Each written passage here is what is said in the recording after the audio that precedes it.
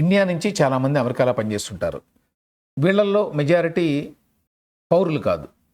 వీళ్ళు ఇక్కడ ఉద్యోగాలు చేసి సంపాదించి అందులో కొంత డబ్బుని వెనక్కి పంపిస్తుంటారు ఇంటికి. దాదాపు 25 లక్షల మంది భారతీయ మూలాలు ఉన్న వాళ్ళు అమెరికాలో పనిచేస్తున్నారని అంచనా. వీళ్ళు చాలా భారీ ఎత్తున మళ్ళీ భారతదేశానికి తాము సంపాదించిన డబ్బులో కొంత భాగాన్ని పంపిస్తారు. ఇప్పుడు తాజాగా అమెరికన్ ప్రభుత్వం ఒక కొత్త ప్రపోజల్ పెట్టింది. ఒక కొత్త చట్టాన్ని తీసుకురాబోతోంది. ఆ చట్టం ప్రకారం మీరు మీ దేశానికి డబ్బులు పంపించాలి అనుకుంటే ఆ డబ్బులో 5% మళ్ళీ అమెరికన్ ప్రభుత్వానికి కట్టాలి. ఈ బిల్లుని మే 12వ తేదీన ప్రవేశపెట్టారట. దీని ప్రకారం 5% tax on international money transfers made by non citizens అన్నారు. అంటే పౌరులు కాని వాళ్ళు తమ తమ దేశాలకు డబ్బులు పంపించాలి అనుకుంటే ఆ వాల్యూలో 5% ట్యాక్స్ కట్టాలి అని. యాక్చువల్గా ఆల్రెడీ అమెరికా ప్రభుత్వానికి ట్యాక్స్ కడతారు సంపాదించిన డబ్బు మీద. అది కాకుండా మీరు గనక మీ మాతృదేశాలకు డబ్బులు పంపించాలి అనుకుంటే మళ్ళీ 5% కట్టాలన్నమాట. అది ఈ ప్రపోజల్. ఇది చాలా తీవ్రంగా ఇంపాక్ట్ చేస్తుంది. ఎందుకంటే ప్రతి ₹1,00,000కి 5,000 రూపాయలు కట్టాల్సి వస్తుంది కదా. ఏ స్థాయిలో పంపిస్తారు డబ్బు? మొత్తంగా ప్రపంచవ్యాప్తంగా అనేక దేశాల్లో ఇండియన్స్ పనిచేస్తున్నారు. వాళ్ళు ప్రతి ఏడాది పంపించేది దాదాపు $80 బిలియన్ ఉంటుంది అని అంచనా. $80 బిలియన్ అంటే 6.5 లక్షల కోట్ల నుంచి 7 లక్షల కోట్ల మధ్య. ఇందులో సహజంగానే సింహభాగం అమెరికా నుంచే వస్తుంది. అంటే కనీసం $25 బిలియన్ వేసుకోండి. ఇవెందో దానికి సంబంధించి లెక్కలు లేవు కానీ కరెక్ట్గా.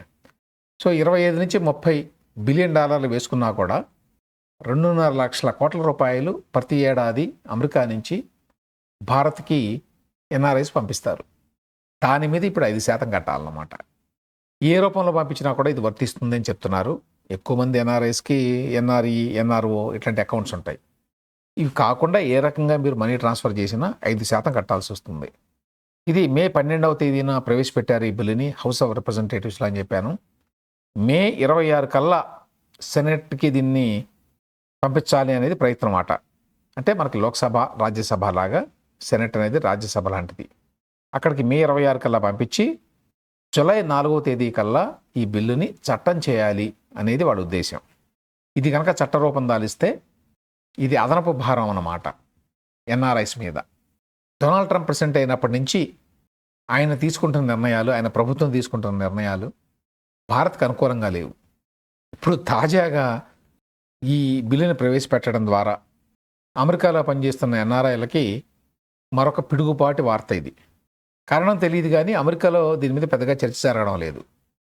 ఇమ్మిగ్రెంట్స్, నాన్ సిటిజన్స్కి సంబంధించి చాలా అంశాల్లో చర్చలు జరుగుతుంటాయి ఇక్కడ. అట్లాంటిది మరి ఈ అంశం పెద్దగా అమెరికన్ మీడియా దృష్టికి కూడా వచ్చినట్టు లేదు. ఇమ్మిగ్రెంట్స్ ఇంక్లూడింగ్ ఎన్ఆర్ఐస్ చాలా భారీ ఎత్తున అమెరికన్ ఎకానమీకి కాంట్రిబ్యూట్ చేస్తారు. వాళ్ళు కొంత డబ్బు తమ దేశాలకు పంపించుకున్నా వాళ్ళ ఎకానమీకి కాంట్రిబ్యూట్ చేసేది చాలా ఉంటుంది. అటువంటి వాళ్ళని ఇప్పుడు డొనాల్డ్ ట్రంప్ ప్రభుత్వం పనిష్ చేయబోతోంది అన్నమాట. మరొక రకంగా చెప్పాలి అంటే జూన్ నుంచి ఇది అమల్లోకి వస్తే జూలైలో వీళ్ళు అనుకున్నట్టుగా ఇది చట్టం కనుక అయితే ఇది ఖచ్చితంగా ఎన్ఆర్ఐల మీద అదనపు భారమే.